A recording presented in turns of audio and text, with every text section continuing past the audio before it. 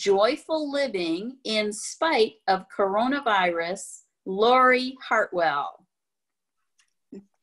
Hi, everyone. Thank you for joining me for this Zoom presentation. And the topic that's on our mind a lot is the coronavirus. And it's scary, it's frightening, and I've been through similar experiences, but not exactly this one. When you're diagnosed with some type of illness or lived with a serious situation, tragedy in your life, there's a certain amount of feelings that you go through. And what I hope to accomplish today is to really explain some of those feelings and then give everybody some ideas on what they can do to help navigate them. And then at the end, I'd like to open up and ask any questions, and maybe anybody can provide some feedback. So I'm going to attempt to share my screen here. This is a first. So here are some of the things that I think people need to really understand. Whenever you have a serious issue, if you have a loss, if you lose your job, break up with somebody, any type of feelings that cause grief, you go through these stages. And I didn't learn about these stages until I was probably in my early 20s. Nobody had ever explained them to me. And I had had a serious illness for pretty much my whole life. But I would get a diagnosis and it would, throw me into shock and denial, and then I would get fearful, and then I would feel such anger. I didn't know what to do with it. And then eventually you move to depression and grief, and then hopefully acceptance. Now these emotions can happen within a minute. I know that if I drop something on my foot and I'm like, oh my God, I can't believe I did that. Oh, I'm pissed off. And then I'm like, okay, move on. With the situation with what's going on right now with the coronavirus and so many things changing, when you go to the store and there's no toilet paper, or people are fighting over water, which I don't get, because we do get water that comes out of our taps. And toilet paper, there are other things you can use. You can use your imagination.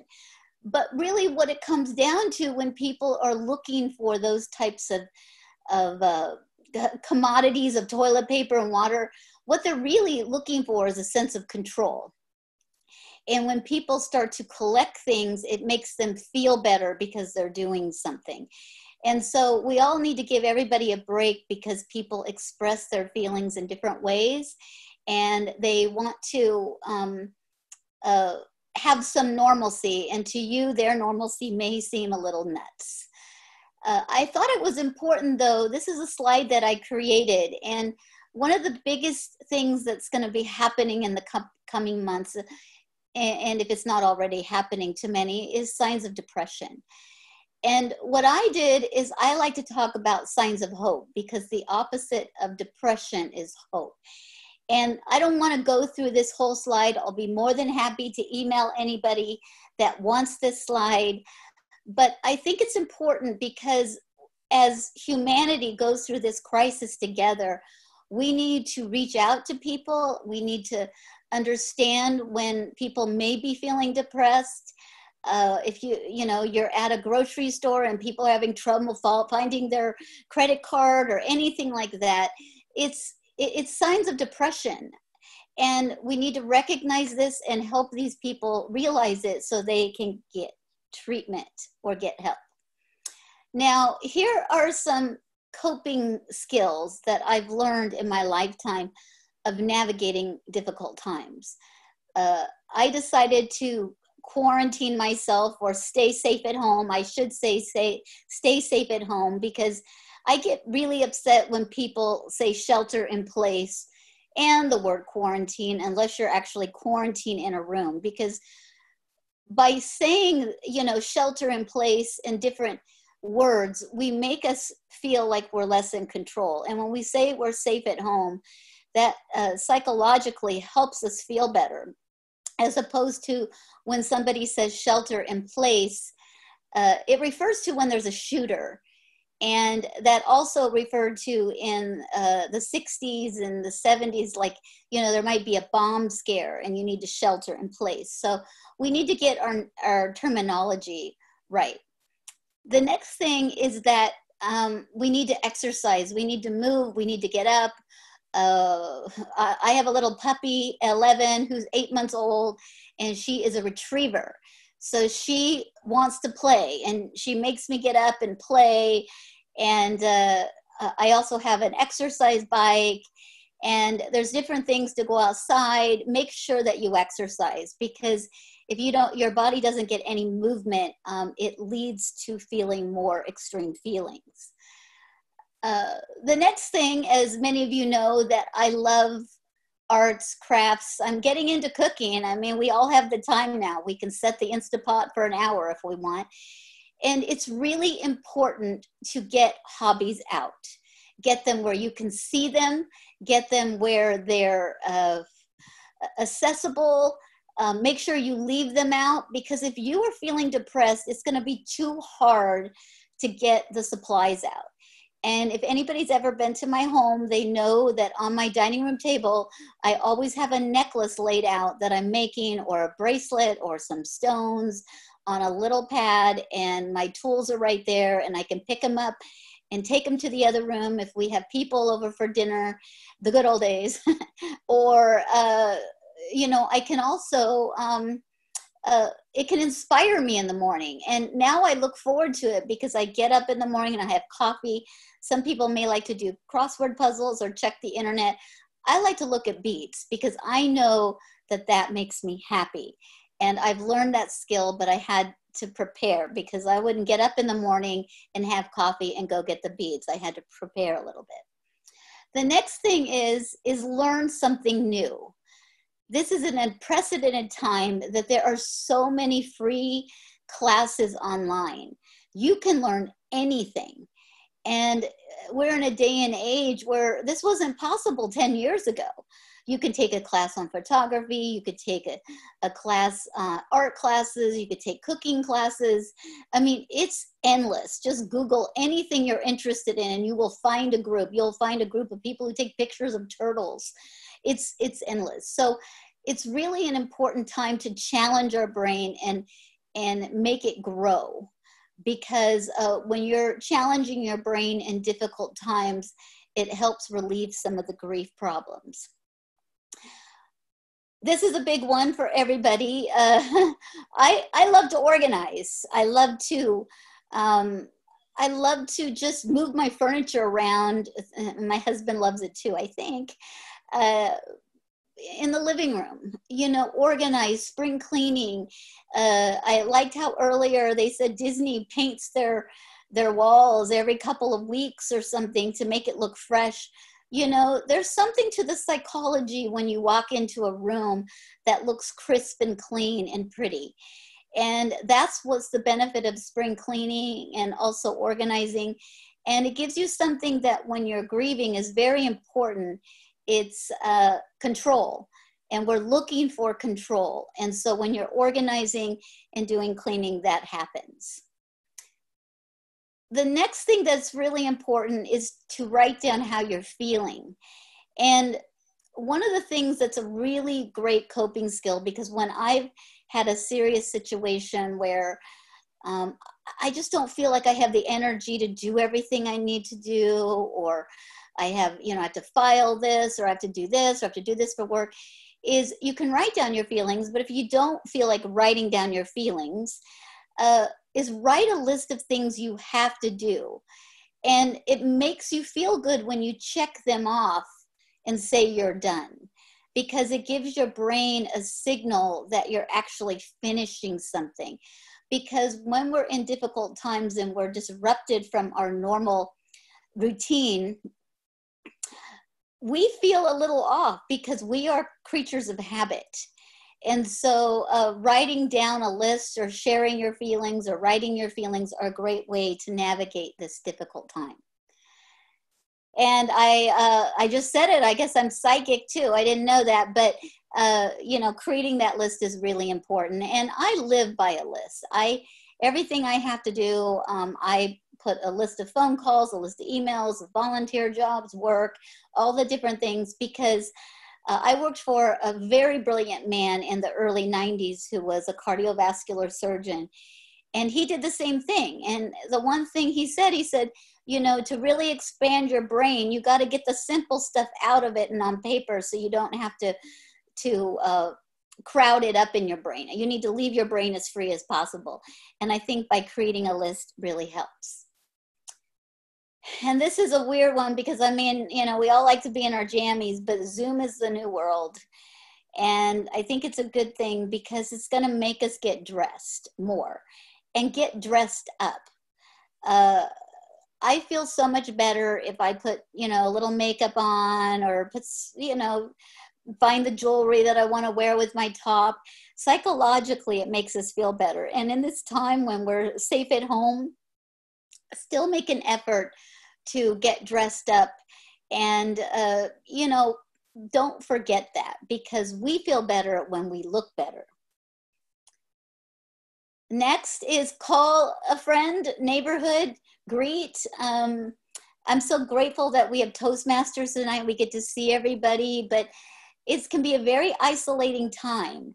And we need to take the initiative and think about the people who may need the phone call too, because it'll make you feel better when you call somebody and like, oh my goodness, I'm so glad you called, because they may have a hard time picking up the phone. And Dean and I have created neighborhood greets where we can social distance for 6 feet and people can come over, and organized our neighborhood a little bit, and taking that initiative, because other people may not, but you may be their lifeline during this time. And it feels good to connect. Schedule fun. It is so important to schedule fun. Now, we have a couple puppies running around the house. We have an African gray parrot who will, you know, tell you what he thinks. Sometimes it's very funny. But Dean and I decided to take another online stand-up comedy class, because we want to make a point to laugh and schedule laughter. So our first class was last Sunday afternoon, and we laughed for the entire 2 hours. So that's what we're going to be doing for the next 4 or 5 weeks. And whatever you can do to schedule fun. And I would say, look at YouTube videos. I mean, last night I didn't want to go to sleep because I went to YouTube and I said best hits of 1980, and I can listen to the whole soundtrack. And Johnny was whistling to the Bee Gees, and, you know, so schedule fun. Make a point to seek fun, because it doesn't come knocking at your door all the time. And during this time, we need to figure out what fun is. And we're so lucky to have YouTube and all the different elements that are out there to be able to, you know, have fun, because we got to bring that in our lives. And just a tip, don't turn on the news if you want to have fun. And one of my favorite comedies, if you haven't watched it, is Mom. I love anything Chuck Berry produces. He's one of my favorite comedies. And, you know, you can go to Amazon. Marvelous Mrs. Maisel is funny, and Glow on Amazon, on Netflix is very, very fun. So ask recommendations of your friends and schedule fun. And the most important thing, and this goes back to my slide that talked about depression and hope. And in the healthcare field, they have so many, what do you call it, experts on talking about depression. Oh, are they depressed? Are they this? You know what? I can ask, what are you looking forward to? What are you up to? What are you looking forward to? And if somebody says nothing, then I know that they have some grief problems and could be suffering from something, because everybody needs something to look forward to. And Dean and I last week, I had a box of cake mix in my cupboard, and I had enough to make a batch of cookies. And so every day I said, I'm going to make cookies. And then we said, we're going to make them tomorrow. So for 6 days, we looked forward to making cookies tomorrow. Then finally I broke down and said, I'm going to cook those suckers. And we enjoyed those cookies, but it was kind of a joke because, well, we have cookies to look forward to tomorrow. So you may want to create some fun ways of having something to look forward to. And where is my video? Oh, sorry.